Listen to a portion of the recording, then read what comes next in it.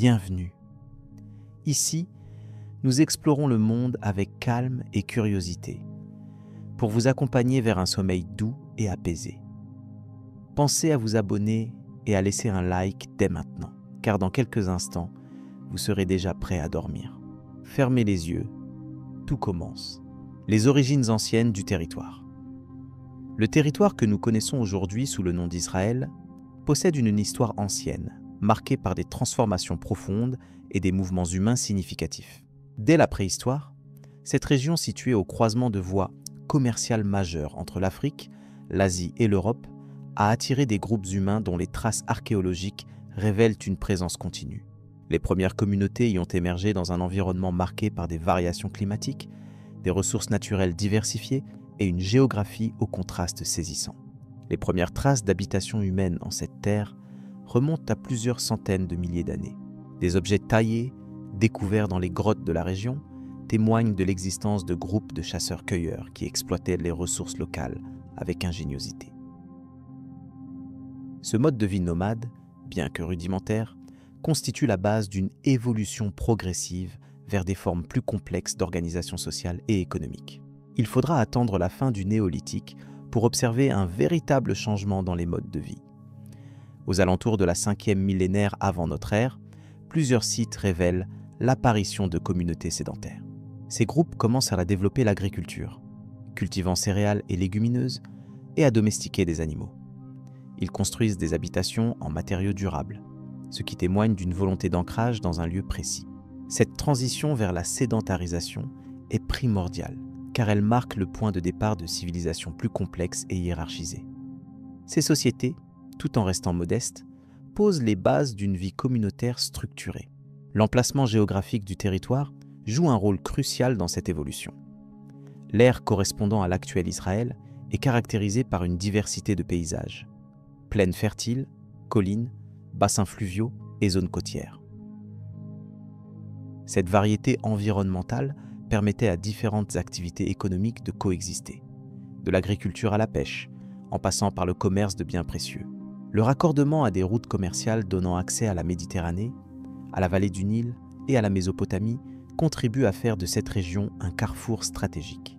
En parallèle à ces évolutions économiques et géographiques, des éléments culturels apparaissent et témoignent d'une spiritualité naissante. Les vestiges de sanctuaires révélés dans diverses fouilles évoquent des formes de croyances liées au cycle naturel, au culte des ancêtres ou à des divinités multiples. Ces prémices religieuses, bien que difficiles à interpréter précisément, laissent entrevoir une complexification de la vie sociale et l'établissement de rituels probablement destinés à garantir la prospérité communautaire. Parmi les premières civilisations, on peut mentionner les groupes cananéens qui s'installent durablement au cours du 3e millénaire avant notre ère. Ces populations développent des cités-États, dont les ruines ont mis au jour des systèmes d'écriture, des pratiques commerciales avancées et une organisation politique centralisée. Leur culture, influencée par les civilisations égyptiennes et mésopotamiennes, sert de socle à de nombreuses dynamiques historiques ultérieures. Leur langue et leurs traditions ont laissé des traces indéniables dans la formation des peuples qui suivront. La région connaît ainsi une série d'interactions complexes entre populations locales et étrangers. Des invasions, des échanges et des alliances se succèdent, façonnant un territoire en constante évolution. Chaque groupe apporte ses contributions culturelles, administratives ou religieuses, ce qui favorise une richesse humaine et historique remarquable. Cette mosaïque d'influences donne naissance à un paysage culturel original, à cheval entre traditions ancestrales et innovations nouvelles. Les découvertes archéologiques offrent un éclairage précieux sur cette période. Elles permettent de reconstituer la vie quotidienne, les structures familiales, les techniques artisanales et les pratiques agricoles. Par exemple, l'utilisation d'outils en pierre polie, la production de poteries décorées et la construction de murs en pierre attestent de savoir-faire développé. Les infrastructures hydrauliques, comme l'irrigation, montrent aussi une maîtrise progressive des ressources naturelles, essentielle pour la survie et le développement des communautés. Dans ce contexte, la question des mythes fondateurs trouve également sa place. De nombreux récits anciens, transmis oralement puis consignés plus tard, reflètent les perceptions et les valeurs des premiers habitants. Certains évoquent des figures héroïques, des conquêtes légendaires ou des promesses divines liées à la terre elle-même. Ces traditions narratives contribuent non seulement à la cohésion sociale, mais aussi à la construction d'une identité collective qui persiste à travers les siècles. Enfin, il importe de souligner l'importance des conditions naturelles dans le façonnement de cette histoire ancienne. Les variations climatiques, telles que des périodes de sécheresse ou d'abondance, ont influencé les modes de vie et les migrations humaines.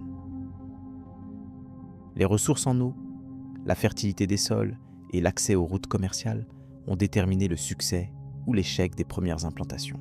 Ces facteurs environnementaux ont imposé à chaque génération un défi constant, suscitant des adaptations toujours renouvelées. L'histoire ancienne de ce territoire apparaît ainsi comme une trame complexe où se mêlent dynamiques humaines, environnementales et culturelles. Depuis les premières traces de vie humaine jusqu'à la formation des premières cités, cette région a connu des évolutions déterminantes qui ont préparé le terrain aux épisodes historiques suivants. Ce fil historique continue de nourrir la compréhension de son héritage profondément enraciné dans des millénaires d'expériences humaines. Poursuivant ce parcours, il devient possible d'aborder les phases suivantes qui verront apparaître les grandes figures prophétiques et les transformations spirituelles majeures. Les prophètes et la formation de l'identité religieuse. Les prophètes ont occupé une place essentielle dans la formation de l'identité religieuse du peuple hébreu, leur rôle dépassant souvent le simple cadre spirituel pour toucher les dimensions sociales et morales de la communauté. Dans les textes anciens, ces figures se distinguent par leur capacité à interpeller leur époque, à questionner les pratiques établies et à transmettre une vision éthique reposant sur une alliance particulière entre le divin et l'humanité. Ainsi, ils sont devenus des vecteurs centraux des valeurs et des croyances qui allaient façonner non seulement la foi, mais également les comportements collectifs des Hébreux à travers les siècles. Il est important de souligner que ces prophètes apparurent dans un contexte historique marqué par des défis multiples, tels que des crises politiques, des invasions et des tensions internes. Leur discours ne se limitait pas à des prédictions d'événements futurs. Il s'accompagnait souvent d'une critique vigoureuse des dirigeants et de la société, mettant en lumière les transgressions des lois sacrées et sociales.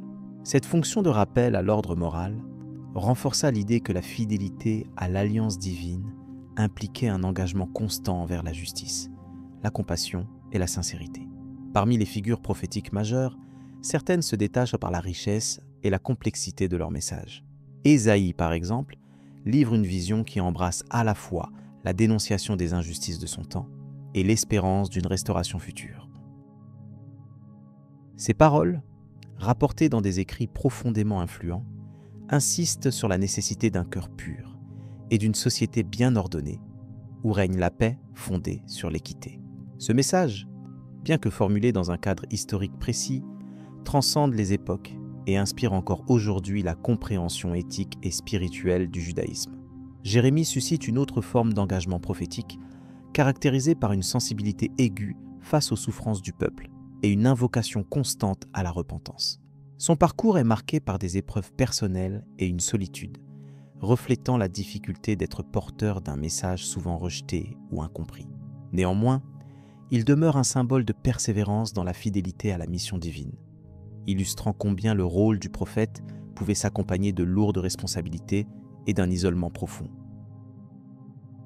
Le livre de Michée complète cet ensemble en soulignant le lien indissociable entre vérité religieuse et justice sociale. Sa critique des puissants et des pratiques corrompues développe un appel vibrant à protéger les faibles et à cultiver l'intégrité. Cette dimension sociale de la prophétie correspond à une conception de la foi qui ne se limite pas aux rites, mais s'incarne dans les actes quotidiens au sein de la communauté. Ainsi, l'enseignement prophétique participe à la consolidation d'une éthique collective, où chaque individu est appelé à contribuer au bien commun.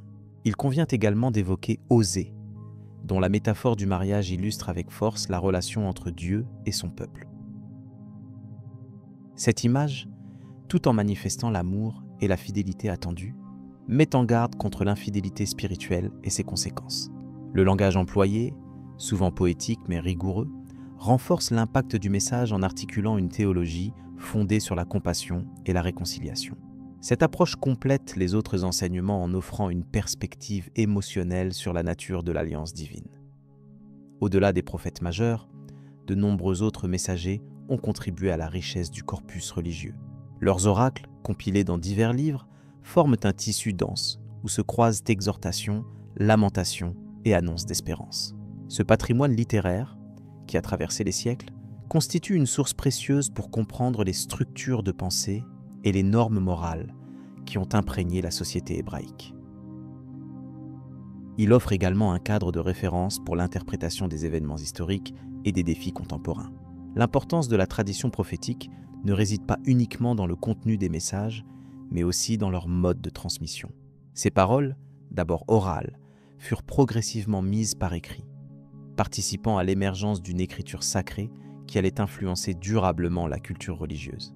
La mise en forme littéraire de ces textes a favorisé leur diffusion et leur conservation, permettant à des générations successives d'y puiser des enseignements et des valeurs.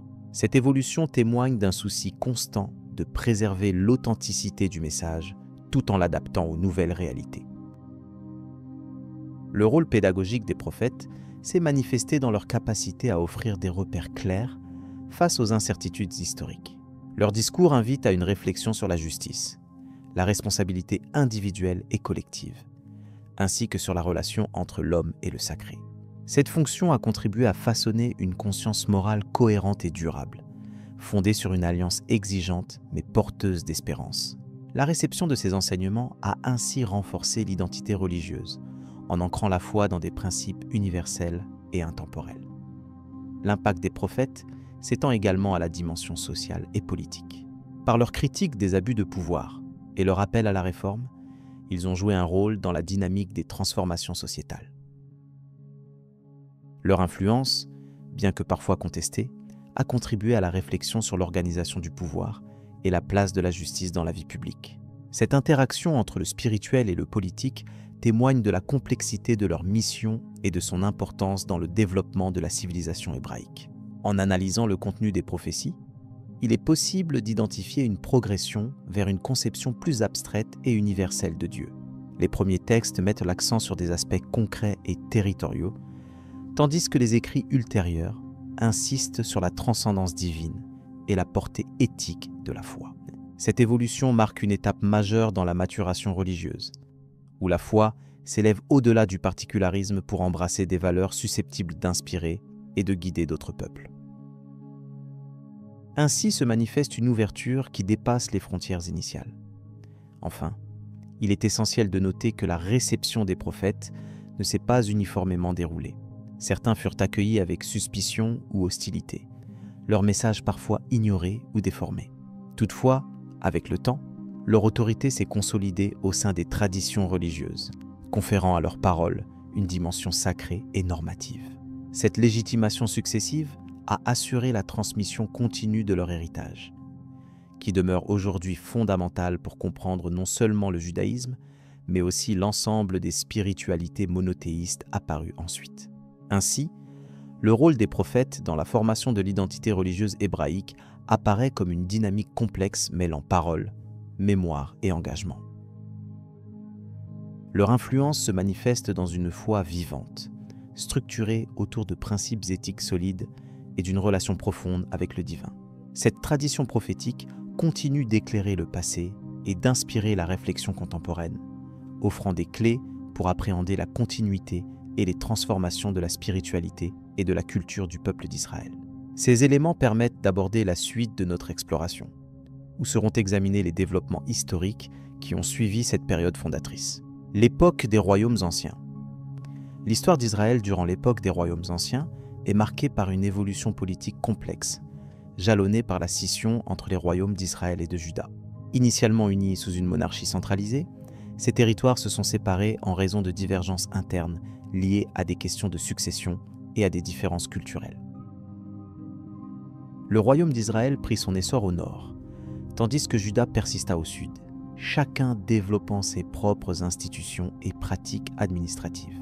Cette division politique entraîna des tensions, mais aussi des opportunités d'adaptation face aux défis extérieurs. Chaque royaume s'appuya sur une structure hiérarchique où le roi jouait un rôle dominant, entouré par une élite composée de prêtres, de scribes et d'officiers militaires. Ces acteurs participèrent activement à la gestion des affaires publiques et religieuses, La dynastie davidique, qui régna sur Juda, tenta de maintenir la tradition davidique en insistant sur l'importance du temple de Jérusalem comme centre spirituel incontesté. Au nord, les rois d'Israël établirent leur propre système religieux, intégrant des influences variées provenant des cités avoisinantes. Les relations entre ces deux royaumes ne furent pas uniquement conflictuelles. Des échanges commerciaux réguliers favorisaient la circulation des biens et des idées. Toutefois, les rivalités politiques et religieuses s'avérèrent parfois virulentes, particulièrement lorsqu'un roi cherchait à affirmer sa légitimité ou à imposer un culte spécifique. Ces tensions s'envenimèrent lors des périodes de crise, notamment lorsque des alliances avec des puissances étrangères, telles que l'Égypte ou la Syrie, étaient recherchées pour renforcer la position d'un royaume ou pour combattre l'autre. Sur le plan culturel, cette époque fut remarquable par le développement de traditions artistiques et littéraires qui allaient influencer durablement la région. La Bible hébraïque, dans ses premières formes, commence à se constituer, compilant récits, lois et poèmes reflétant les valeurs et les expériences de ces sociétés. Par ailleurs, l'architecture religieuse s'enrichit avec la construction de sanctuaires et d'espaces publics servant tant aux pratiques cultuelles qu'aux rassemblements civiques. Ces réalisations témoignaient d'une recherche d'identité distincte dans un contexte de diversité. Les conflits internes n'empêchèrent pas non plus l'innovation. Les échanges avec les voisins cananéens et phéniciens favorisèrent l'introduction de techniques, notamment dans l'artisanat et le commerce maritime. Les ateliers locaux maîtrisaient la fabrication de poterie, la taille de pierres précieuses et la création d'objets en métal, témoins d'un savoir-faire sophistiqué. La diffusion des alphabets, adaptés aux particularités linguistiques locales, participa à la formalisation d'un système d'écriture facilitant la rédaction des textes administratifs et religieux. Les grandes familles royales et leurs conseillers cultivèrent un savoir historique qui sera conservé dans des archives parfois fragmentaires, mais toujours riches d'enseignements. Certains rois, comme Achab ou Ézéchias, illustrent cette complexité politique où pragmatisme et foi religieuse se mêlaient pour orienter les décisions majeures. Leur règne fut souvent ponctué par des réformes, des guerres défensives ou des tentatives de consolidation intérieure, dans un paysage en constante évolution. La présence de prophètes, figures singulières à la fois spirituelles et critiques, joua un rôle déterminant. Ils dénonçaient fréquemment les erreurs des dirigeants et incitaient à un retour aux principes moraux, ce qui influençait directement la perception du pouvoir royal. Ces voix résonnèrent dans un climat où la volonté divine était étroitement liée au succès ou à l'échec des royaumes, conférant une dimension sacrée à l'histoire politique et sociale de cette époque. Les rapports avec les grandes puissances environnantes étaient une constante. L'Égypte, la Syrie, puis la Babylonie dominaient par leur puissance militaire et économique. Israël et Juda durent négocier leur survie entre conquêtes, tribus et moments d'autonomie relative. Ces interactions eurent des conséquences durables sur la culture et les structures sociales locales, introduisant parfois des influences étrangères, tout en renforçant la résilience des communautés. L'étude des vestiges archéologiques offre un témoignage précieux sur cette période. Les ruines de palais, les fortifications et les objets du quotidien révèlent un cadre de vie marqué par un équilibre entre agriculture, artisanat et commerce. Le système d'irrigation sophistiqué et les techniques agricoles perfectionnées permirent une prospérité relative malgré les nombreuses invasions. Ces éléments témoignent d'une capacité d'adaptation et d'innovation face aux transformations politiques et environnementales. Une particulière attention était portée aux rites et aux coutumes religieuses, orientant la vie sociale et politique.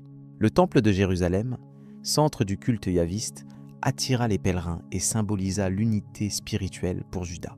En parallèle, des lieux de culte et des sanctuaires variaient au sein du royaume d'Israël, reflétant une diversité religieuse plus marquée. Cette dualité profonde incite à comprendre la coexistence de traditions parfois concurrentes dans un environnement complexe. La codification des lois et des règles sociales fut un autre aspect fondamental de cette époque. Elle régissait la justice, la propriété, les obligations familiales et les relations commerciales. Les textes légaux, bien que fragmentaires, montrent un souci de régulation claire pour maintenir l'ordre dans des sociétés urbaines en développement. Ces normes participaient à la cohésion interne, tout en renforçant l'autorité royale dans ces différentes sphères. Au fil des décennies, le royaume d'Israël culmina, puis s'effondra face aux invasions assyriennes, entraînant un exil partiel de sa population et une redéfinition des identités. Juda, plus résistant, poursuivit son histoire jusqu'à la conquête babylonienne, qui elle-même préfigura de nouveaux bouleversements. Ces événements marquèrent la fin d'une ère, mais aussi le début d'une phase de réflexion et de réinterprétation des traditions. Cette période cruciale posa les bases des conceptions religieuses et culturelles qui influenceraient les générations suivantes. La compilation des textes sacrés, les mythes fondateurs et les pratiques rituelles prirent une forme plus cohérente, témoignant d'une volonté de préserver la mémoire collective. L'analyse de ces éléments est essentielle pour comprendre la continuité historico-culturelle dans cette région fondatrice. Les tensions entre innovation et tradition, entre influences étrangères et identité locale, caractérisent l'époque sans pour autant déstabiliser les fondements spirituels et politiques. Ces dynamiques offrent une lecture nuancée de ce passé, où le quotidien des populations s'inscrivait dans un cadre à la fois incertain et structuré, à la recherche d'harmonie durable malgré les incertitudes. En somme, l'époque des royaumes anciens en Israël est une période riche d'enseignements sur les processus d'organisation politique, les interactions culturelles et les contradictions internes qui conduisirent à une histoire plurielle. Ces siècles sont un rappel de la complexité des sociétés antiques qui, sous des aspects parfois austères, construisirent des héritages influents pour les temps futurs. Cette réflexion conduit naturellement à envisager les transformations qui suivront avec les conquêtes étrangères et les nouvelles formes de résistance et d'adaptation culturelle. Les conquêtes et exils successifs. Les territoires qui correspondent aujourd'hui à Israël ont traversé des siècles d'épreuves marquées par des conquêtes répétées et par des exils qui ont profondément influencé la population et la culture locale. Ces événements ont façonné non seulement la géographie politique de la région, mais aussi la vie collective et spirituelle de ses habitants. Dès les premiers temps, des peuples puissants ont cherché à dominer cette terre, jalonnée par des routes commerciales stratégiques reliant l'Afrique, l'Asie et l'Europe. Chaque nouvelle invasion apportait la transformation des structures sociales et l'imposition de régimes étrangers, provoquant souvent la déportation de segments importants de la population. Une des périodes les plus marquantes fut l'exil dit babylonien.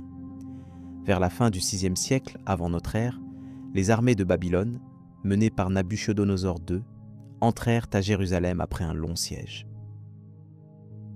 Le temple construit par le roi Salomon fut détruit, ce qui représentait une perte majeure non seulement matérielle, mais aussi spirituelle pour le peuple. Une partie significative de la population fut emmenée en captivité à Babylone, située loin à l'est de la Méditerranée. Ce déplacement obligea les exilés à vivre dans un environnement radicalement différent, confrontés à de nouvelles coutumes, à une autre langue et à un pouvoir lointain. L'expérience de l'exil fut un point tournant dans l'histoire et la religion, car elle força à repenser les fondements de leur foi et leur identité collective. L'exil à Babylone eut pour conséquence un renouvellement profond de l'expression religieuse. Privés de leur temple central, les fidèles développèrent de nouvelles pratiques, notamment la synagogalité, qui permit de conserver et transmettre leurs traditions sans lieu sacré unique. La prière et l'étude des textes sacrés devinrent des piliers de la vie quotidienne. Cette transformation permit la survie d'un sentiment d'appartenance malgré la dispersion géographique. Par ailleurs, cette période vit l'émergence ou la consolidation de plusieurs livres bibliques, certains attribués aux exilés eux-mêmes, marquant durablement la culture juive. Ainsi, l'expérience douloureuse de la déportation engendra une dynamique de résistance culturelle et religieuse face à la domination étrangère. Au fil des siècles, d'autres conquêtes vinrent s'ajouter à ce long récit historique. Après Babylone, les empires successifs s'étendirent sur la région, notamment celui des Perses qui permirent aux déportés de revenir partiellement sur leur terre natale. Cette période permit la reconstruction du temple et une tentative de restauration de la vie communautaire. Néanmoins, le contrôle militaire et administratif resta souvent entre les mains d'autorités extérieures, suscitant des tensions récurrentes. Les Grecs d'Alexandre le Grand pénétrèrent ensuite dans cette région, apportant l'influence hellénistique qui modifia la culture locale par l'introduction de langues et de philosophies différentes. Ces dynamiques complexes entraînèrent des styles de vie variés, parfois conflictuels, et poussèrent certains groupes à s'isoler ou à s'organiser différemment. L'époque romaine constitue également un moment déterminant, marqué par plusieurs soulèvements et par l'expulsion progressive d'une bonne partie de la population juive. La construction du deuxième temple avait été achevée, mais la domination romaine imposa une forte pression politique. Les révoltes successives, bien qu'initialement motivées par des aspirations à l'autonomie, furent sévèrement réprimées. Par exemple, la révolte juive dite de Bar Kokhba au début du IIe siècle provoqua la destruction de nombreuses villes et l'interdiction de vivre à Jérusalem pour les habitants d'origine juive. Cette dispersion força un déplacement de la population vers d'autres régions, ce qui contribua au développement de la diaspora. Cette situation a joué un rôle central dans la formation d'une culture qui s'exprime à la fois sur sa terre d'origine et à distance, à travers l'étude et la pratique religieuse. Les multiples conquêtes et les exils successifs ont donc contribué à une histoire extrêmement riche, faite de pertes, de résilience et de transformations continuelles. Chaque vague d'invasion entraîna des déplacements, des changements sociaux et des adaptations culturelles qui se répercutèrent profondément sur la mémoire collective. Ces épisodes ont façonné une identité complexe, souvent marquée par la marginalité, mais également par une étonnante capacité à se reconstruire. La richesse de cette histoire ne réside pas seulement dans les conflits, mais dans la manière dont ces épreuves ont nourri une réflexion constante sur la foi, l'appartenance et la survie. La tradition de transmission qui se développa fut un élément clé pour préserver une cohérence face aux multiples ruptures. C'est dans ce contexte historique que la relation à la terre s'est cristallisée, mêlant dimensions matérielles et symboliques. La terre promise, mentionnée dans les textes anciens, resta un horizon presque toujours présent, malgré les conquêtes et exils. Elle alimenta des espoirs et justifia de nombreux combats, tout en demeurant un repère identitaire pour les communautés dispersées. Cette double présence physique et spirituelle permit d'orienter la vie collective vers des objectifs parfois contradictoires, mais toujours porteurs de sens. La mémoire des exils fut ainsi transformée en un moteur pour les générations futures, renforçant un sentiment d'appartenance à une histoire spécifique, même loin de la terre originelle. Les conséquences sociales et politiques des conquêtes répétées s'étendirent également à la vie quotidienne des habitants. Le morcellement des territoires, la division des pouvoirs et la coexistence forcée entre populations diverses engendrèrent des modèles de vie souvent pragmatiques. Les structures communautaires, baptisées ou non par les autorités en place, se développèrent avec pour but de préserver certains rites, langues et usages. Cette adaptation sans cesse renouvelée contribua à des échanges parfois conflictuels, mais aussi à des fertilisations culturelles. L'histoire d'Israël, entre conquête et exil, est ainsi une illustration saisissante de ce que signifie vivre dans un espace marqué par le bouleversement, tout en gardant une continuité interne. Dans cette période dense, on observe aussi un glissement progressif du centre religieux vers des formes plus décentralisées. Les pratiques rituelles se multiplièrent en divers lieux, et le rôle du clergé évolua pour répondre aux nouvelles circonstances. Ce phénomène favorisa dialogue et interprétations variées, parfois divergentes, qui enrichirent la pensée collective, mais complexifièrent aussi les identités. Ces évolutions témoignent d'une dynamique où la tradition ne se limite pas à la répétition, mais s'adapte aux nécessités historiques. La diversité des approches reflète une société en mouvement qui cherche à concilier héritage et présent. Là réside une grande part de la résilience qui caractérise cette période de l'histoire israélienne. Il est aussi important de souligner que les exils ne furent pas uniquement synonymes de perte. Ils ouvrirent des portes vers de nouveaux horizons culturels, tout en suscitant une conscience aiguë de ce qui fonde un groupe humain. Les échanges avec les peuples environnants influencèrent les langues, les arts et même les modes d'organisation sociale. Cette interaction renforça l'idée d'une identité qui se construit en interaction avec l'autre, tout en maintenant une spécificité. Le lien au passé s'en trouva redéfini, devenant une force de cohésion face aux transformations imposées par l'histoire mésopotamienne, grecque ou romaine. Ainsi, les conquêtes et les déportations ne doivent pas être appréhendées seulement comme des ruptures, mais aussi comme des moments d'évolution. La compréhension actuelle de cette période historique repose en grande partie sur la croisée des sources archéologiques, des textes anciens et des traditions orales. Les fouilles ont permis de mettre au jour des vestiges témoignant des destructions successives et des formes de vie qui s'y sont adaptées. Ces découvertes apportent un éclairage précieux sur les réalités politiques et sociales, mais aussi sur la résilience des populations. Les documents écrits, qu'ils relèvent de la Bible, des archives étrangères ou des récits d'historiens, complètent cette image en donnant voix aux acteurs de ces bouleversements. L'ensemble constitue un matériau riche qui permet une approche nuancée, dépassant souvent les visions simplistes ou unilatérales. Cette histoire de conquête et d'exil influença durablement la manière dont les récits fondateurs furent transmis. Chaque génération intégra sa propre expérience des dominations extérieures, enrichissant ainsi les textes et les interprétations. La mémoire collective, loin d'être figée, s'inscrivit dans une dynamique vivante qui interrogeait le sens du territoire, de la loi et de la communauté. La persistance de ces thèmes dans la littérature, le droit et la liturgie démontrent l'importance de ces moments dans le processus d'autoconstruction identitaire.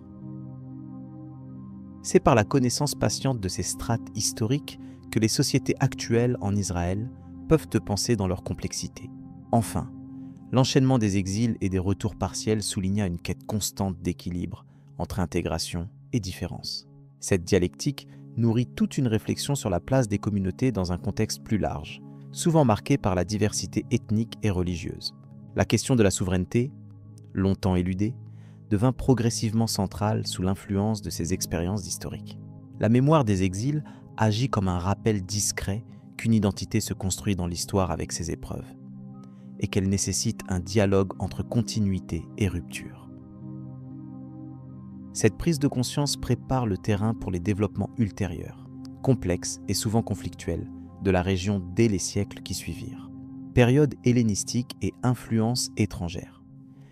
La période hellénistique, qui s'étend approximativement du IIIe siècle avant notre ère au 1er siècle avant notre ère, correspond à une phase majeure de l'histoire d'Israël marquée par une profonde interaction entre les traditions locales et les éléments culturels venus de la Grèce. À la suite des conquêtes d'Alexandre le Grand, les territoires autrefois contrôlés par les empires nationaux ont été redistribués entre ces généraux, donnant naissance à des royaumes où la culture grecque a trouvé un terrain fertile pour se diffuser. En Judée, sous l'influence des Séleucides, ces dynamiques ont instauré un véritable dialogue entre l'hellénisme et le judaïsme, qui, bien que parfois conflictuel, a joué un rôle essentiel dans la formation d'une identité pluriculturelle. Très rapidement, la langue grecque s'est imposée dans l'administration et la vie publique, remplaçant en grande partie l'araméen et l'hébreu comme langue véhiculaire. Cette adoption linguistique a favorisé la diffusion d'idées philosophiques, scientifiques et artistiques qui ont circulé parmi les élites et les classes instruites. Les villes telles qu'Alexandrie en Égypte, capitale du royaume lagide, sont devenues des centres intellectuels majeurs, où des penseurs juifs ont pu dialoguer avec les représentants des écoles grecques. La traduction de la Torah en grec, connue sous le nom de Septante, témoigne de ce mouvement d'ouverture. Toutefois, ce phénomène d'hellénisation n'a pas été accepté unanimement. En effet, les tensions se sont accentuées entre les groupes juifs attachés à la préservation des lois mosaïques et ceux qui aspiraient à une intégration plus poussée dans la culture hellénique. Certains dirigeants séleucides ont tenté d'imposer des réformes religieuses visant à supplanter les rites traditionnels par des pratiques païennes, alimentant un climat de résistance. La révolte des Maccabées, un soulèvement armé survenu au milieu du IIe siècle avant notre ère, peut être interprétée comme une réponse directe à ces pressions d'assimilation. Elle marque symboliquement le refus d'une soumission totale à l'influence extérieure, tout en soulignant la capacité d'adaptation et de réinterprétation des identités. Par ailleurs, cette époque voit également un enrichissement des pratiques et des croyances, avec des échanges tangibles entre différents courants mystiques et philosophiques. Par exemple, l'introduction de concepts platoniciens ou stoïciens a contribué à diversifier les modes de pensée au sein de certaines communautés juives. Cette hybridation culturelle s'est manifestée dans la littérature, l'art, voire dans la conception du pouvoir et du sacré, sans toutefois effacer la spécificité des traditions ancestrales. De nombreux textes apocryphes et pseudépigraphes produits à cette période traduisent cette double appartenance, oscillant entre fidélité aux préceptes religieux et intérêt pour les savoirs profanes. Les fouilles archéologiques menées dans des sites comme Jérusalem, Qumran et Masada confirment cette coexistence complexe. On y découvre des objets témoignant d'une double présence, tantôt marqués par des symboles juifs tels que la menorah, tantôt ornés de motifs grecs comme des amphores ou des fresques. Ces éléments reflètent l'intensité des échanges commerciaux, ainsi que le brassage culturel qui s'opérait à l'échelle régionale. Par ailleurs, l'organisation sociale elle-même a été influencée par la structure hellénistique, notamment à travers l'introduction de concepts civiques et administratifs nouveaux. Il est important de noter que cette période n'a pas été homogène sur tout le territoire. Certaines zones rurales sont restées plus attachées aux traditions anciennes, tandis que les centres urbains ont connu une hellénisation plus profonde. Ce double rythme a contribué à créer une mosaïque où cohabitaient des identités diverses, parfois antagonistes, parfois complémentaires. Les élites politiques de l'époque ont dû naviguer prudemment entre ces forces variées, afin de conserver une certaine stabilité, dans un contexte par ailleurs marqué par des rivalités entre les différents royaumes successifs. Finalement, la période hellénistique a posé les bases des transformations qui allaient façonner le Moyen-Orient dans les siècles suivants. Elle révèle comment un territoire peut devenir un carrefour où des mondes se rencontrent et se télescopent. L'empreinte laissée par cette époque est perceptible dans les pratiques religieuses, dans la langue, ainsi que dans les modes de pensée qui ont perduré au-delà de la domination grecque jusqu'à l'époque romaine. Cette phase complexe illustre parfaitement les mécanismes d'évolution culturelle sur le long terme.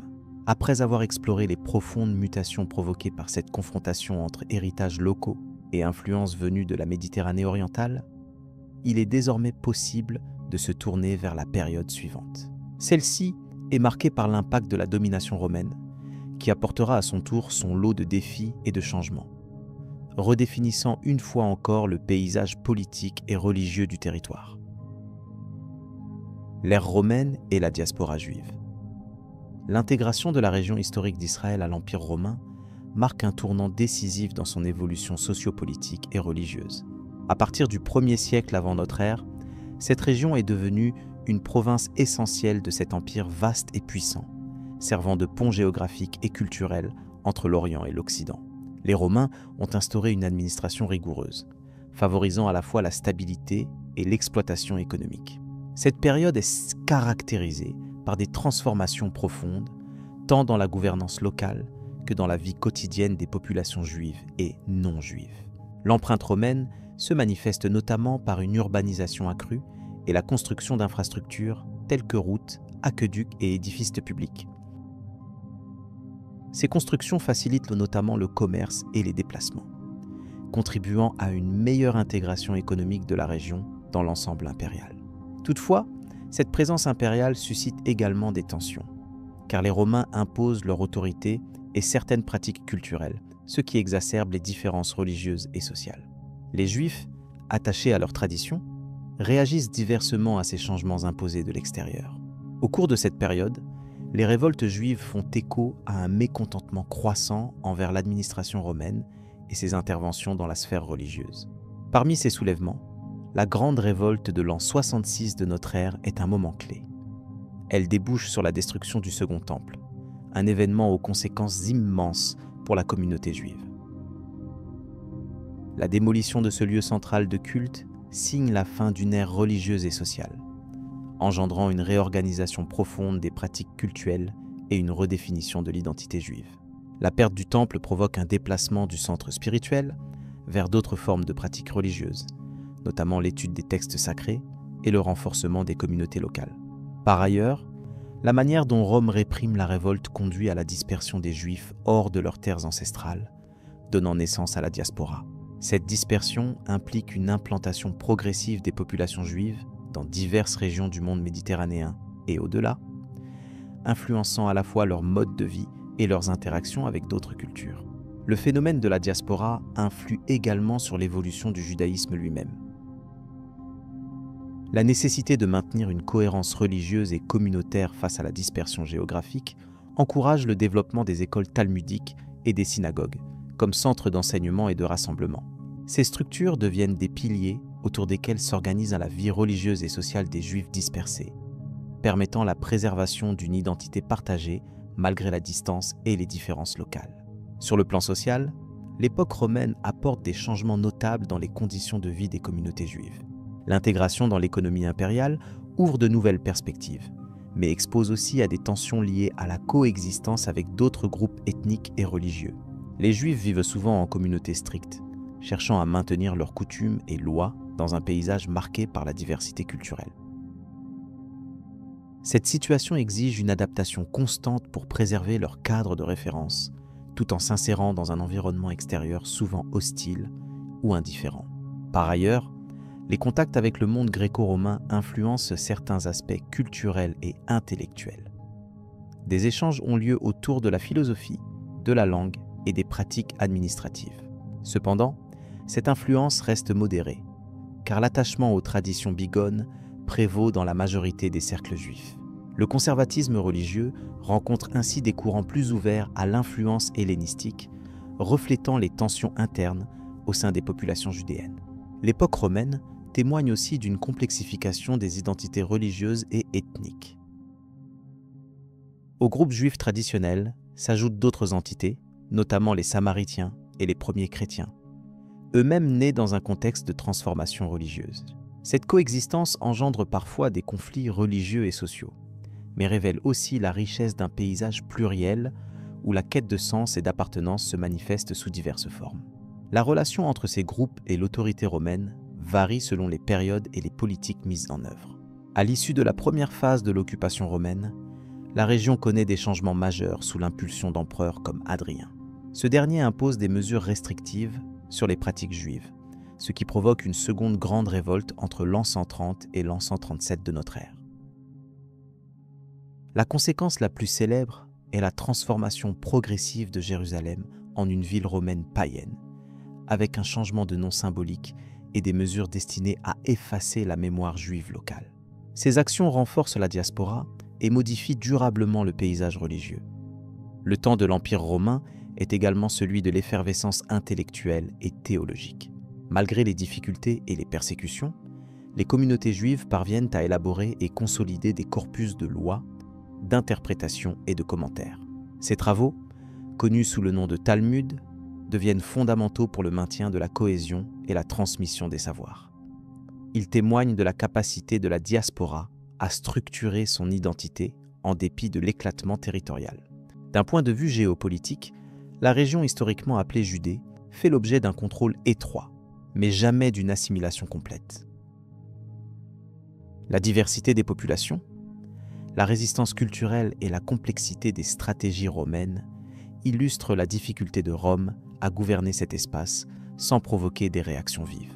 La construction de villes nouvelles, les déplacements de population et les choix administratifs participent à un équilibre fragile entre domination impériale et survivance locale. Cette période ouvre ainsi la voie à une transformation profonde des communautés juives, tout en influençant durablement la perception historique et spirituelle de la terre d'Israël. La mémoire des événements romains occupe une place importante dans les traditions ultérieures, façonnant les récits et les identités. Ces siècles de confrontation, d'adaptation et de réinvention préparent les fondations pour les développements à venir de la région et de ses habitants. Le récit de l'ère romaine dans cette région ne saurait être réduit à un simple affrontement entre un empire et un peuple. Il s'agit d'une phase complexe où se mêlent contraintes politiques, dynamiques sociales et évolutions religieuses. La coexistence de traditions anciennes et d'influences étrangères crée un paysage pluriel, propice à la naissance de nouvelles formes de communautés, à la fois liées à leur passé et projetées vers un avenir incertain. Les conséquences principales de cette époque se manifestent dans la structuration d'un judaïsme diasporique, dans les transformations urbaines et économiques, ainsi que dans la redéfinition des relations entre populations locales et pouvoirs impériaux. Ces éléments participent à l'élaboration d'un héritage qui continuera à nourrir les réflexions et les débats dans les siècles qui suivent. À mesure que la puissance romaine décline, les conditions sociales et politiques de la région évoluent. Le passage à l'époque byzantine, puis aux conquêtes ultérieures, marque de nouvelles étapes, mais les traces des séjours romains restent visibles dans de nombreux domaines. La période romaine constitue ainsi un socle essentiel pour comprendre les trajectoires historiques de cette terre et de ses habitants dans toute leur complexité. Cette analyse de l'ère romaine et de la diaspora juive permet de saisir les mécanismes de transformation d'une société en crise et en mouvement. Elle révèle l'importance des réseaux de solidarité, des institutions religieuses et des stratégies d'adaptation comme facteurs de survie. Ces éléments seront essentiels pour appréhender les développements des siècles suivants et les continuités culturelles qui en découlent. La suite de ce parcours historique invite à explorer comment ces héritages, parfois conflictuels, s'incarnent dans les périodes médiévales et modernes. Les rythmes du passé se prolongent dans des épisodes marqués par de nouvelles interactions et reconfigurations, où mémoire et identité continuent de façonner la réalité de cette terre plurielle. Le Moyen-Âge, coexistence et conflit. Le Moyen-Âge a constitué une période complexe pour les terres d'Israël, marquée par une coexistence qui oscillait entre échanges culturels riches et tensions profondes. Durant ces siècles, diverses communautés, notamment juives, chrétiennes et musulmanes, ont partagé ce territoire, chacune apportant ses traditions, ses croyances et ses modes de vie. Cette période a vu la confrontation de civilisations, mais aussi la construction d'un tissu social aux multiples facettes. Les débuts du Moyen-Âge ont été influencés par la conquête arabe au 7e siècle, qui a profondément modifié la composition politique et religieuse. Le califat omeyyade puis abbasside a mis en place une administration favorisant le maintien des communautés juives et chrétiennes sous un statut spécifique dit de dhimmi. Ce régime garantit une certaine protection, tout en imposant des restrictions. Mais il a permis un certain degré de liberté religieuse et économique. Les échanges intellectuels furent là notables.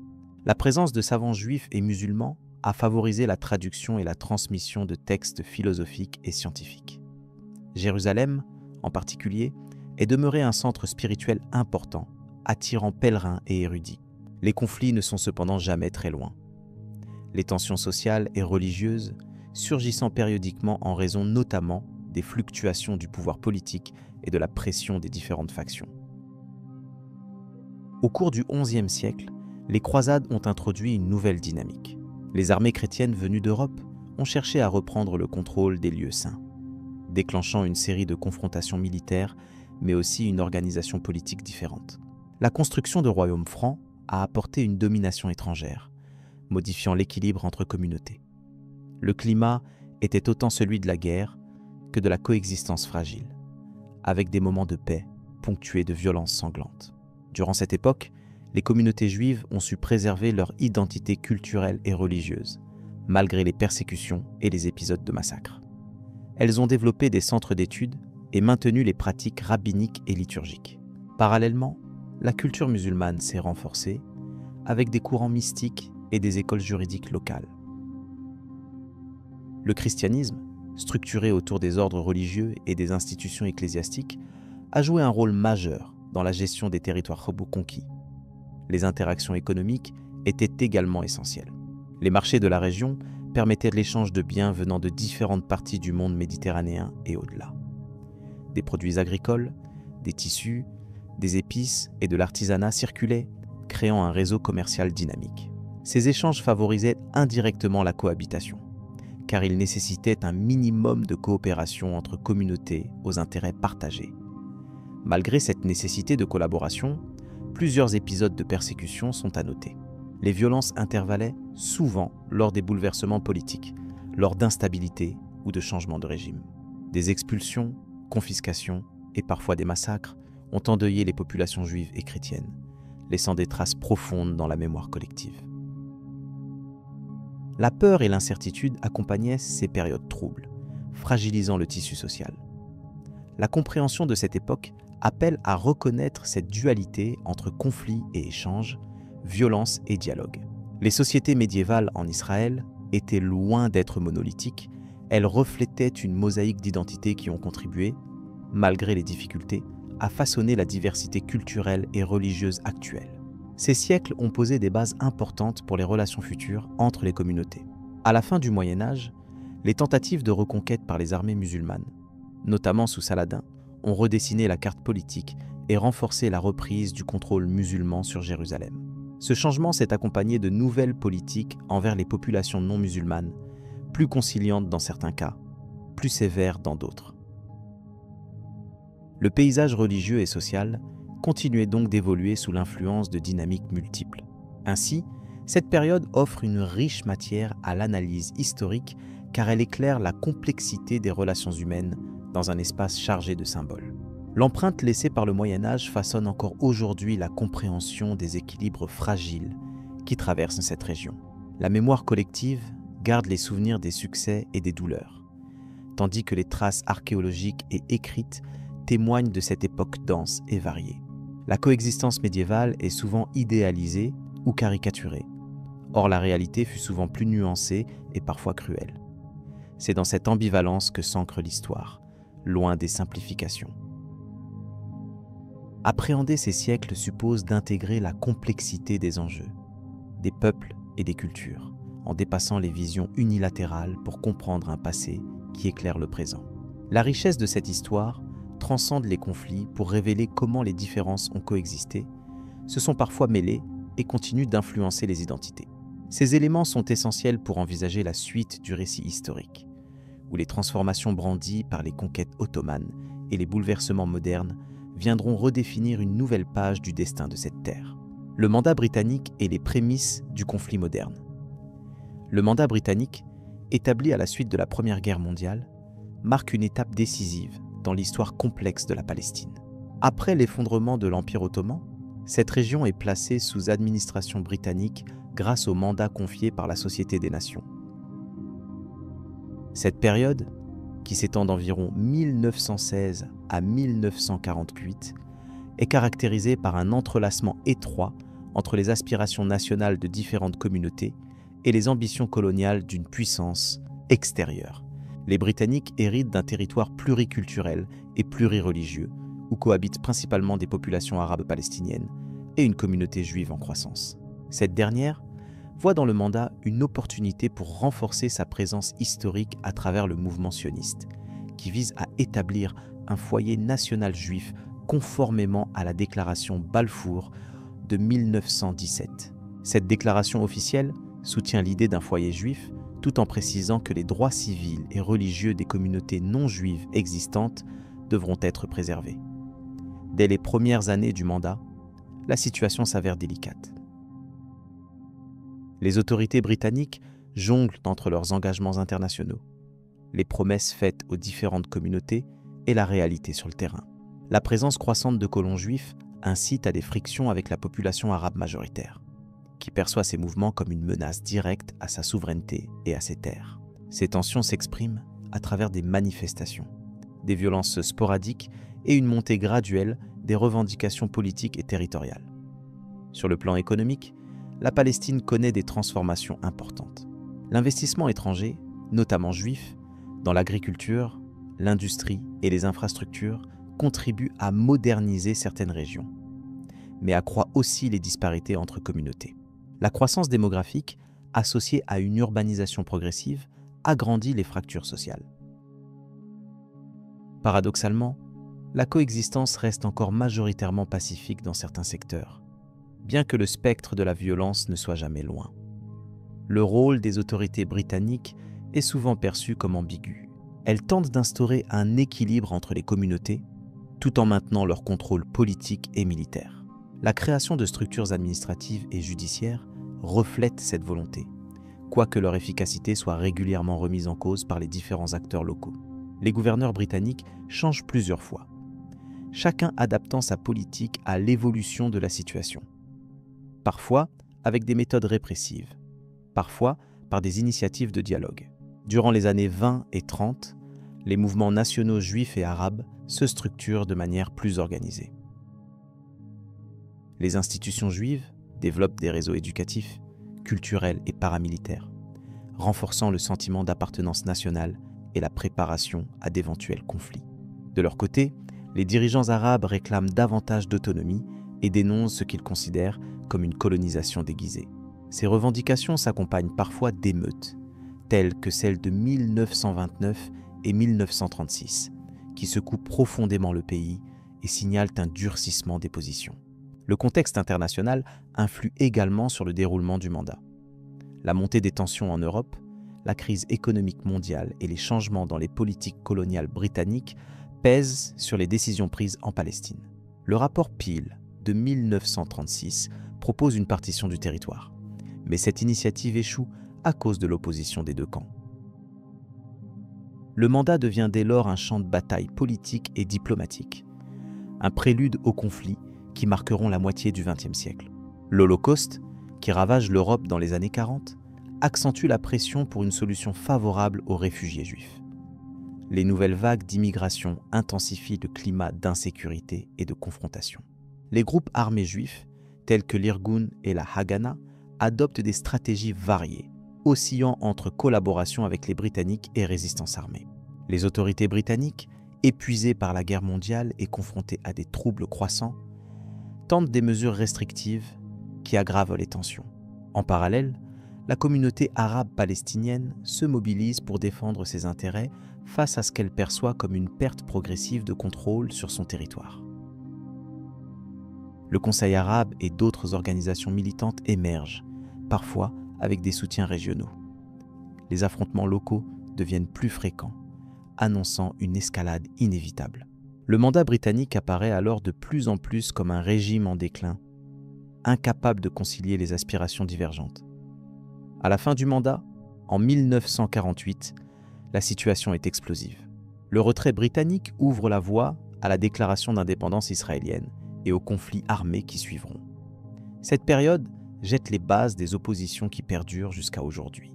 Les traces du mandat britannique se retrouvent dans les institutions, les infrastructures et les mémoires collectives, inscrivant durablement cette époque dans l'histoire du Moyen-Orient. Ce récit reprend ainsi l'histoire d'une Palestine tiraillée entre tradition et modernité, entre aspiration à l'autodétermination et imposition d'une autorité extérieure. Le mandat britannique, marqué par des intentions officielles parfois contradictoires, représente une étape clé pour comprendre les racines des conflits contemporains. Il s'agit d'un temps où les rêves, les craintes et les réalités politiques s'entremêlent pour façonner une région en pleine mutation. En poursuivant cette exploration, il conviendra d'examiner les conséquences de ce mandat sur les populations locales, les réactions internationales et les événements qui conduiront à la formation d'Israël. Ces développements révèlent une complexité humaine et politique riche, essentielle pour saisir les enjeux actuels sans céder au simplisme. Ce cheminement invite à considérer la longue histoire de cette terre, des temps bibliques aux défis présents, dans une continuité qui éclaire le présent et ses possibles avenirs. La création de l'État d'Israël et ses conséquences. La naissance de l'État d'Israël s'inscrit dans un contexte profondément marqué par des transformations géopolitiques et sociales après la Première Guerre mondiale. Le territoire, sous mandat britannique depuis 1917, devint le théâtre d'intenses tensions entre communautés juives et arabes. Le mouvement sioniste, qui prit forme à la fin du XIXe siècle, avait pour ambition de créer un foyer national pour le peuple juif en Palestine. Une promesse renforcée par la déclaration Balfour de 1917. Au cours des décennies suivantes, l'immigration juive augmenta progressivement, motivée à la fois par la persécution anti-juive en Europe et par un profond attachement à la terre historique. Parallèlement, la population arabe locale, consciente de ses propres aspirations nationales, s'opposa à cette montée démographique perçue comme une menace à ses droits. Cette opposition se traduisit par des violences dès les années 1920 qui marquèrent une escalade progressive de la confrontation. Les Britanniques, chargés de l'administration du mandat, tentèrent à plusieurs reprises de concilier les intérêts opposés, proposant des plans de partage et limitant l'immigration juive. Ces mesures, cependant, ne réussirent pas à calmer les tensions. La Seconde Guerre mondiale, en intensifiant la persécution des Juifs en Europe, accentua l'urgence de trouver une solution permanente. Le rôle des survivants de l'Holocauste dans la construction d'Israël fut déterminant tant sur le plan démographique que symbolique. En 1947, le plan de partage de l'Organisation des Nations Unies fut proposé, recommandant la création de 2 États séparés, un Juif et un Arabe, à Jérusalem, un statut international spécial. Cette proposition fut acceptée par les dirigeants juifs, mais rejetée par les pays arabes et les représentants palestiniens. Ce rejet conduisit à une intensification des violences, jetant les bases d'un conflit à grande échelle. La proclamation officielle de l'État d'Israël par David Ben Gourion. Le 14 mai 1948 fut un moment historique marquant l'aboutissement d'un long processus. Cette annonce fut immédiatement suivie par une intervention militaire des États arabes voisins. souhaitant empêcher la formation de cet État. La guerre qui s'ensuivit, la guerre d'indépendance selon les Israéliens ou la Nakba selon les Palestiniens, engendra d'importants déplacements de population et des pertes humaines considérables. Les conséquences immédiates furent multiples. Israël réussit à étendre son territoire au-delà des frontières initiales proposées par l'ONU, tandis que la question des réfugiés palestiniens devint une problématique centrale. L'exode massif des Palestiniens vers les pays voisins créa une crise humanitaire qui perdure encore aujourd'hui, influençant les relations internationales et régionales. Par ailleurs, la guerre affaiblit les États arabes impliqués, orientant certaines de leurs politiques intérieures. Au niveau international, la création d'Israël suscita des réactions mitigées. Les puissances occidentales, notamment les États-Unis et l'Union soviétique, encouragèrent la reconnaissance rapide du nouvel État pour des raisons stratégiques et idéologiques. Dans le même temps, le monde arabe et certains pays du tiers-monde considéraient cette création comme une injustice et une forme de colonialisme occidental, soutenant fermement la cause palestinienne. Les années qui suivirent furent marquées par une série de conflits armés et de négociations diplomatiques. La guerre de Suez en 1956, la guerre des 6 jours en 1967, ainsi que la guerre du Kippour en 1979, illustrèrent la complexité des rapports et les enjeux territoriaux. Persistence. Chaque affrontement redessina les frontières, modifia les équilibres de pouvoir et renforça l'importance du contrôle sur Jérusalem, symbole religieux et politique. Cette période vit également l'émergence de mouvements palestiniens organisés, comme l'Organisation de libération de la Palestine fondée au milieu des années 60, qui mirent en avant le droit à l'autodétermination des Palestiniens. Le conflit devint dès lors non seulement une confrontation territoriale, mais aussi une lutte idéologique intense, impliquant des acteurs régionaux et internationaux aux intérêts divergents. Sur le plan social, la création d'Israël bouleversa profondément la démographie et la diversité culturelle de la région. La société israélienne se construisit à partir d'une mosaïque d'immigrants venus d'Europe, du Moyen-Orient et d'Afrique du Nord, chacun apportant ses traditions et ses expériences. Parallèlement, les réfugiés palestiniens s'installèrent dans des camps souvent précaires, vivant dans une précarité constante et une attente prolongée de retour. Les dimensions religieuses jouèrent un rôle crucial dans la dynamique du conflit. La ville de Jérusalem, revendiquée comme capitale spirituelle par juifs, musulmans et chrétiens, devint un point de discorde majeur. La gestion des lieux saints fit l'objet de négociations délicates et parfois violentes, soulignant le caractère inextricable des composantes religieuses et politiques. Face à cette complexité, plusieurs tentatives de paix furent entreprises, notamment les accords de Camp David en 1973 et ceux d'Oslo dans les années 1990.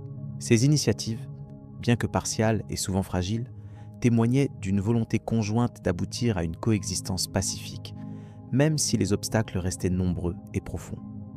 L'arrivée du nouveau millénaire ne fit qu'accentuer les défis.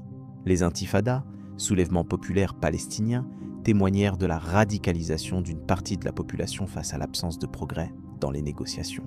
De son côté, Israël renforça ses mesures de sécurité, développant un réseau complexe de contrôles et de barrières, ce qui compliqua encore davantage les interactions quotidiennes. Dans ce contexte, l'équilibre reste fragile. Les enjeux économiques, démographiques et diplomatiques se conjuguent pour maintenir une tension latente. La communauté internationale continue d'exhorter à la recherche d'une solution durable, bien que les intérêts divergents rendent parfois cette perspective difficile à envisager. La compréhension de cette période est essentielle pour appréhender les défis contemporains auxquels la région était confrontée. L'histoire de la création de l'État d'Israël et ses conséquences immédiates façonnèrent non seulement la géopolitique du Moyen-Orient, mais aussi les perceptions et les identités collectives des peuples concernés. Cette réalité toujours en évolution invite à une réflexion approfondie sur la coexistence, la mémoire et la réconciliation. Ainsi, l'étude de ces événements éclaire les racines d'un conflit complexe où passé et présent s'entrelacent. Il reste important d'observer avec rigueur les faits et d'écouter les multiples voix afin de saisir la diversité des perspectives. Ce regard dépassionné constitue une étape nécessaire vers une meilleure compréhension des dynamiques régionales. Cette analyse prépare à envisager les développements ultérieurs, notamment les transformations politiques internes en Israël, ainsi que les évolutions du mouvement palestinien dans les années suivant la fondation de l'État.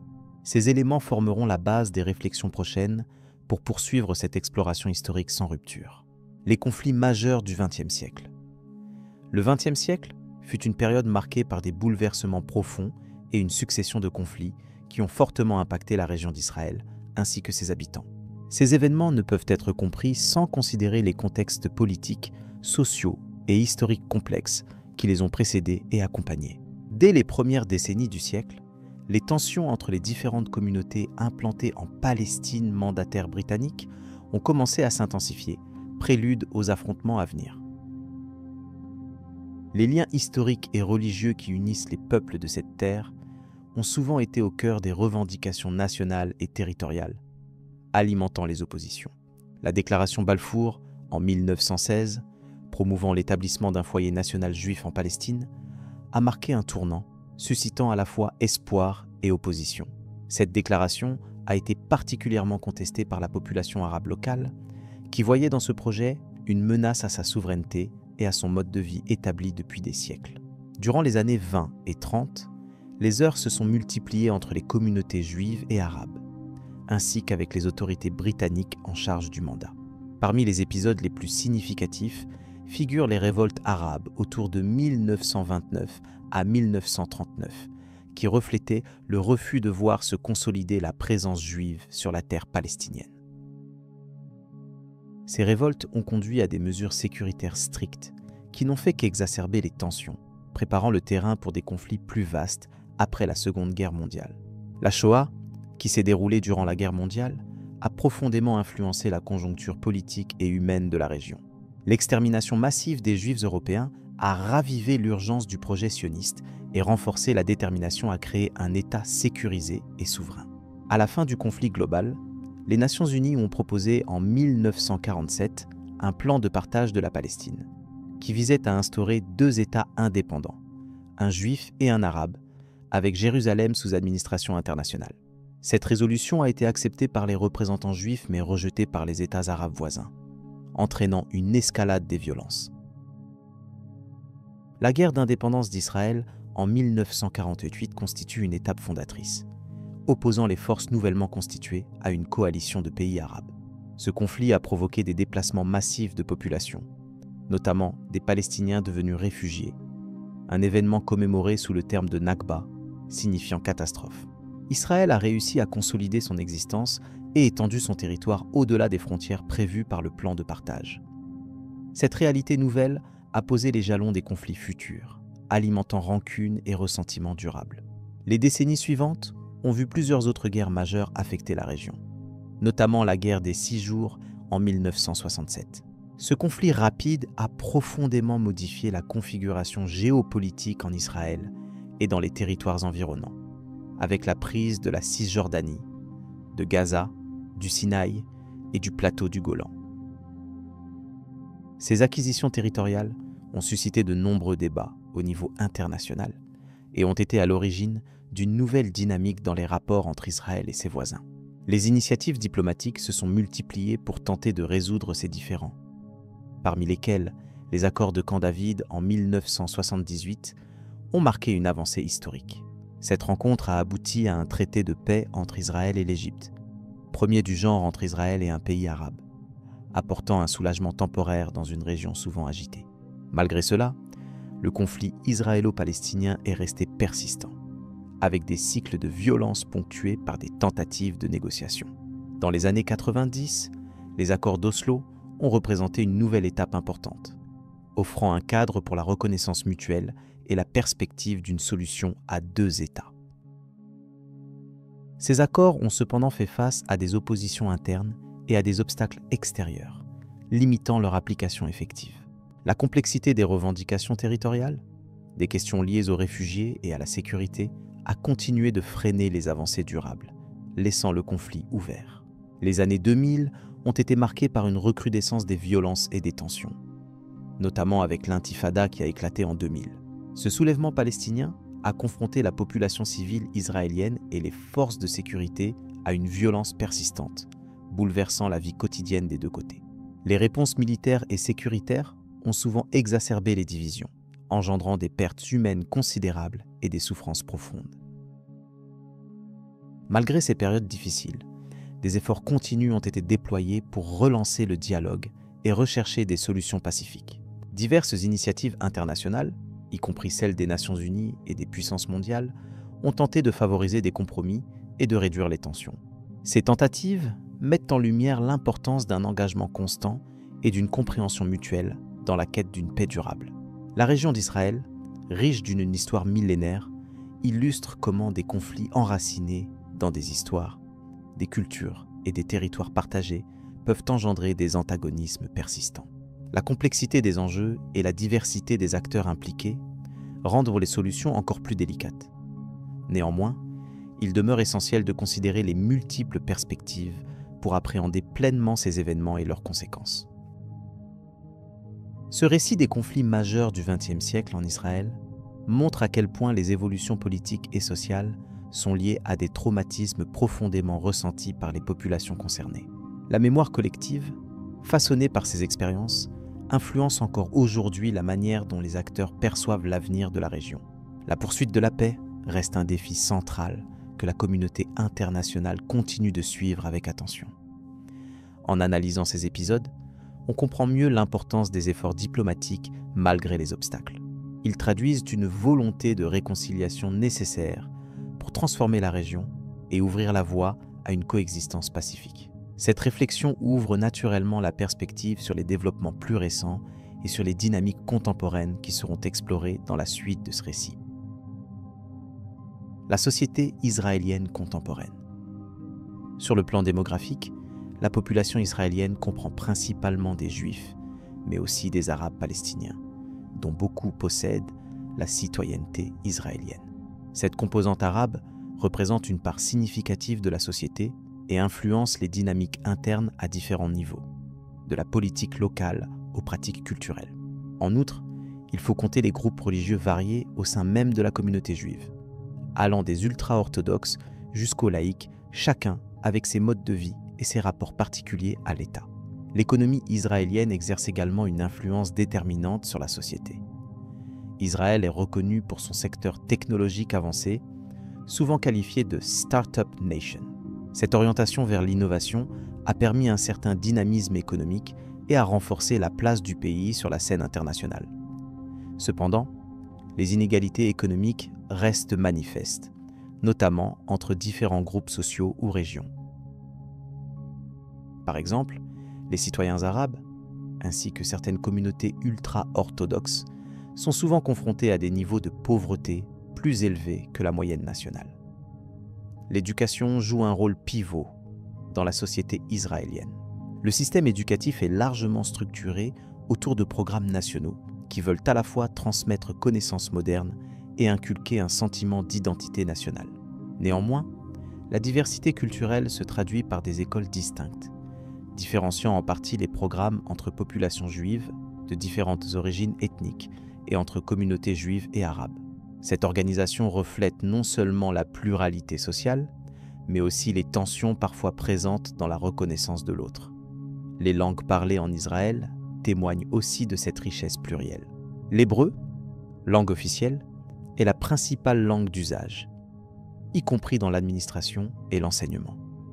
L'arabe bénéficie depuis peu d'un statut officiel, ce qui marque un pas vers une reconnaissance accrue de la communauté arabe. Par ailleurs, de nombreux Israéliens parlent aussi l'anglais ou le russe, ces dernières langues étant des héritages directs des migrations successives. Cette diversité linguistique se manifeste quotidiennement dans la vie urbaine et privée. Sur le plan religieux, Israël compose avec un paysage varié. La majorité juive est marquée par une distinction entre judaïsme orthodoxe, conservateur et réformé, tandis que la communauté arabe inclut des musulmans sunnites, des chrétiens et des druzes. Ces différentes confessions participent chacune à l'édifice social israélien, tout en préservant leur propre particularisme cultuel et rituel. L'État, bien que définissant Israël comme un foyer national du peuple juif, tente de respecter par la loi la liberté de culte des minorités, race qui reste un équilibre délicat. La participation politique reflète également la complexité sociale. Le paysage politique israélien est caractérisé par de nombreux partis représentant différentes identités sociales, religieuses et ethniques. La politique locale comme nationale est souvent marquée par des débats vifs concernant l'intégration des minorités, la sécurité, les droits civils, ainsi que les relations internationales. Les politiques publiques tentent de gérer cette diversité dans un contexte de tensions internes prolongées et de conflits extérieurs. Il est important de mentionner la place de la culture dans la cohésion sociale. Israël bénéficie d'une scène culturelle riche, qui inclut la littérature, la musique et les arts visuels. Cette activité artistique reflète souvent la complexité de l'identité israélienne, confrontée à son passé historique et à ses réalités présentes.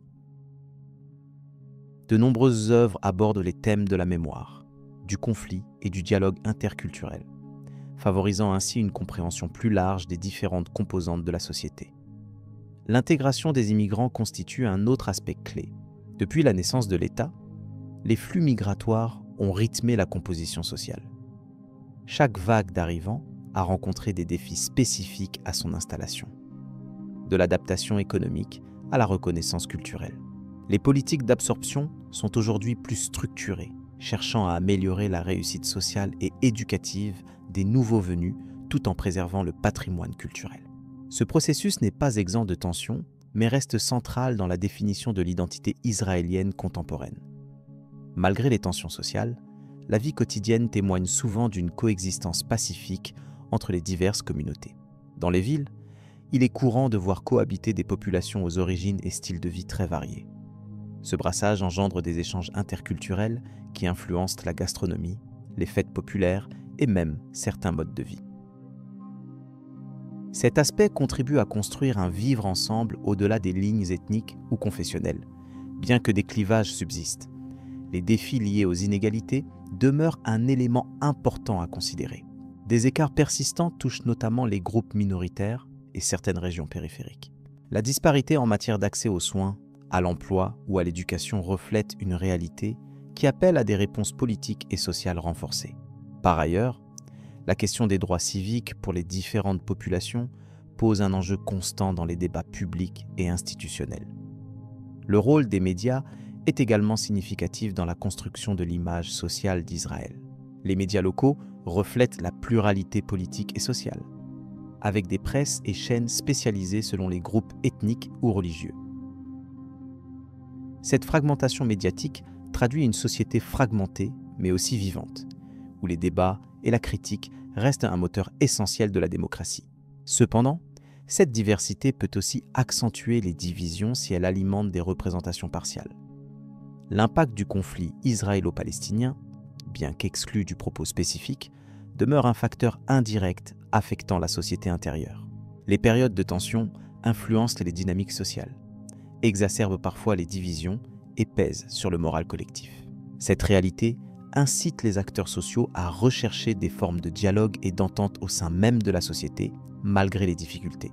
Les initiatives citoyennes dans ce domaine démontrent une volonté de dépassement souvent courageuse et exemplaire. L'effervescence des innovations technologiques, en particulier dans les domaines de la cybersécurité et de la biotechnologie, structure fortement le paysage économique et social. Elles aident à élargir les horizons d'opportunités, ouvrent l'accès à de nouveaux marchés et modifient les pratiques professionnelles. Cette transformation implique des adaptations constantes au sein de la société, où la formation continue devient essentielle pour rester en phase avec les évolutions globales. Les politiques sociales israéliennes tentent de répondre aux besoins variés de la population par des dispositifs ciblés. Les aides sociales, les programmes d'insertion professionnelle et les options éducatives spécifiques cherchent à améliorer la qualité de vie et à réduire les déséquilibres. Néanmoins, la mise en œuvre de ces politiques est parfois freinée par des contraintes budgétaires ou des choix politiques divergents, ce qui complique l'efficacité globale. Les questions d'urbanisme et d'aménagement du territoire jouent un rôle non négligeable dans la vie israélienne. La croissance rapide des villes oblige à repenser la gestion de l'espace, l'offre de services et les infrastructures. Les tensions entre développement urbain et préservation des zones rurales ou naturelles soulignent des enjeux écologiques mais aussi sociaux, liés à l'habitat et à la qualité de vie des habitants. Cette planification urbaine cherche à joindre modernité et respect des spécificités locales. Un élément intéressant est la place des femmes dans la société israélienne. Depuis longtemps, elles participent activement à tous les secteurs, y compris dans l'éducation, la santé et les forces armées. Toutefois, des inégalités persistent, avec notamment des écarts de rémunération et parfois une représentation moindre dans certaines sphères de pouvoir. Les mouvements féminins et les discussions sociétales favorisent une évolution progressive vers plus d'égalité. Les jeunes générations israéliennes représentent un dynamisme essentiel. Leur rapport à la culture, à la technologie et aux valeurs sociales est souvent le reflet d'une société en mutation. Elles adoptent souvent des positions complexes, mêlant volonté de changement et attachement aux traditions. Cette interaction participe à l'élaboration continue de l'identité collective et constitue un levier pour affronter les défis futurs. Enfin, il convient de souligner la contribution des diasporas israéliennes dans le monde. Ces communautés éloignées jouent un rôle non seulement économique, mais aussi culturel et diplomatique. Elles alimentent un dialogue permanent avec Israël, enrichissant la société par leur diversité et leur capacité d'innovation. Ce lien international est un élément important dans la compréhension globale de la société israélienne contemporaine. Ainsi, la société israélienne actuelle apparaît comme un espace en perpétuel mouvement, marqué par la confrontation entre héritage ancien et impératifs modernes. La coexistence de multiples identités culturelles, religieuses et ethniques génère des dynamiques riches, mais parfois source de tensions. Cette complexité est la caractéristique même d'un État jeune, en quête d'équilibre durable entre ces diverses composantes. La prochaine étape de notre exploration se tournera vers l'analyse des aspects géopolitiques qui influencent directement cette réalité sociale. Perspective et réalité actuelle. Au fil des siècles, le territoire que l'on connaît aujourd'hui sous le nom d'Israël a traversé de profondes transformations, marquées par une succession d'événements historiques et de dynamiques culturelles, complexes. Cette région s'est révélée être le carrefour de civilisations, où se sont mêlées croyances, ambitions politiques et aspirations sociales. L'histoire contemporaine, loin d'être détachée des strates passées, s'enracine dans des enchaînements d'expériences humaines et d'interactions qui continuent de modeler son visage actuel. Depuis les temps anciens, cet espace a été le théâtre des récits prophétiques dont les textes sacrés juifs témoignent. Les figures des prophètes comme Isaïe ou Jérémie ont laissé une empreinte durable, témoignant des défis moraux et sociaux que traversèrent les communautés. Leurs paroles reflétaient à la fois un espoir spirituel et une critique des réalités politiques. Cette dimension religieuse s'est perpétuée en partie à travers les traditions, inspirant la mémoire collective et les pratiques contemporaines. Les périodes d'occupation étrangère ont également marqué le territoire, depuis les empires assyriens et babyloniens jusqu'aux puissances romaines et byzantines. Ces dominations successives ont introduit des éléments culturels diversifiés qui se sont incorporés aux sociétés locales. Par exemple, sous l'administration romaine, les tensions ont souvent pris la forme de mouvements de résistance, attestant d'un attachement profond à une identité propre malgré les pressions extérieures. Plus tard, l'ère des califats islamiques et de l'Empire ottoman a ajouté de nouvelles couches à ce riche tissu historique. Au début du XXe siècle, la région est devenue le centre d'enjeux géopolitiques complexes liés aux mouvements sionistes et arabes. L'établissement de l'État d'Israël, en 1948, n'a pas seulement constitué un moment fondateur pour les populations juives, mais a également engendré des conflits, notamment avec les communautés palestiniennes résidentes et les pays voisins. Ces tensions, bien qu'inscrites dans l'actualité, puisent leurs racines dans une longue histoire de migration, d'exil et de revendications territoriales. Dans le contexte moderne, la coexistence de différentes identités nationales et religieuses reste un défi majeur. Les accords de paix, parfois obtenus, ont souvent été fragiles face aux cycles de violence et aux rivalités politiques internes. La multiplicité des acteurs, qu'ils soient étatiques ou non étatiques, complique la recherche de solutions durables. Les problématiques concernant les droits des populations, la sécurité et les aspirations à la souveraineté continuent d'occuper une place centrale dans les débats internationaux. Parallèlement aux tensions, La société israélienne contemporaine est également caractérisée par une dynamique culturelle foisonnante. Les innovations technologiques, le développement économique, ainsi que les échanges éducatifs et artistiques témoignent d'une volonté de progrès et d'ouverture. Ces évolutions montrent une complexité qui dépasse les antagonismes et met en lumière les composantes diverses et vivantes du pays. La question des réfugiés et des déplacés internes constitue un autre volet crucial de la réalité actuelle. Pour des millions de personnes, la mémoire des exils successifs reste vivace, nourrissant des revendications de justice et de reconnaissance. Les initiatives humanitaires et les efforts diplomatiques tentent depuis plusieurs années d'adresser ces blessures historiques, tout en cherchant à promouvoir la coexistence pacifique et le respect des droits fondamentaux. Il est également important de souligner l'impact des influences extérieures sur les dynamiques internes. Les relations internationales, les politiques régionales et les intérêts économiques mondiaux contribuent à façonner le contexte dans lequel s'inscrivent les décisions locales. Cette imbrication souligne la complexité de la situation et la nécessité d'approches nuancées pour analyser les évolutions en cours. Les débats contemporains autour des territoires, des ressources naturelles et des espaces sacrés continuent de susciter des divisions profondes, mais font aussi l'objet d'initiatives de dialogue et de coopération. Les tentatives de réconciliation, bien qu'encore limitées dans leurs résultats, témoignent d'un désir partagé par certains acteurs d'aspirer à un avenir plus stable. Ces efforts révèlent la persistance d'une raison d'espérer au cœur d'une histoire souvent marquée par l'affrontement. Dans le champ de la mémoire collective, les récits nationaux rivalisent avec les versions alternatives, reflétant des perspectives diverses.